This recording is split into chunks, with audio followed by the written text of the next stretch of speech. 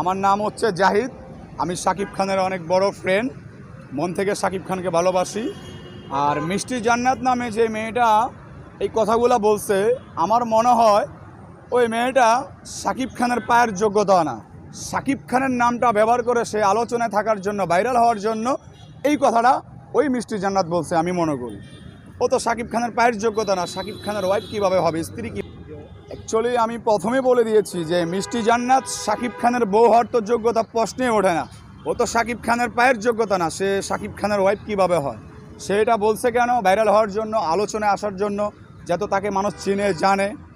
ওনাকে তো তেমনভাবে চেনে না, এখন সবাই চিনতেছে, যেমন আমিও আগে চিনতাম না। এটা হইতেও পারে, কারণ শাহরিয়ার নাদিম জয় সেও সিনেমার হিরো ছিল একসময়, তার একটা ছবি দেখছি আমি। আর শাহরিয়ার নাদিম জয় সেও মনে করেন একটু বেশি মজার কথাবার্তি বলে, দুষ্টামি ফাইজলামি করে, বেশি খোঁচাইনা কথাবার্তি বলে।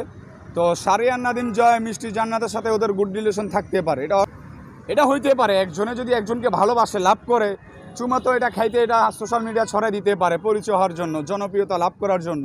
হয়তো চিন্তা করছে আমাকে বাংলাদেশে চিনে, বাইরে যত আমাকে চিনে, এরকম চিন্তা ভাবনা নিয়ে একটু আলোচনা থাকার জন্য ওই কাজটা করছে। আমার চুলের স্টাইল পরিবর্তন এই কারণেই করি, শাকিব খানকে আমি মন থেকে ভালোবাসি, আমার অন্তরের অন্তস্থ থেকে ভালোবাসি। যেমন গত সপ্তাহে এই রোজার ঈদের পরে আপনারা আমার সাক্ষাৎ নিয়েছেন রাজকুমারের, তখন রাজকুমারে ছিলাম, আমি হলে গিয়েছি রাজকুমার স্টাইলে। এখন আবার তুফান আসছে, আমি পুরা তুফানের স্টাইল নিয়ে এনেছি, সেম তুফানে।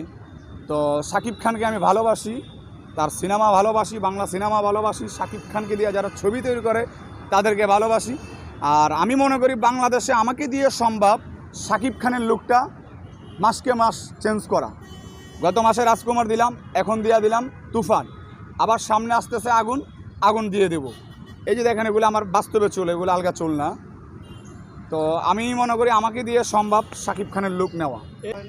গরমে অনেক কষ্ট হয়, বাট শাকিব খানকে ভালোবাসি মন থেকে, যার জন্যে চিন্তা করছি ছবিটা দেখবো, তারপরে চুলটা কাটবো।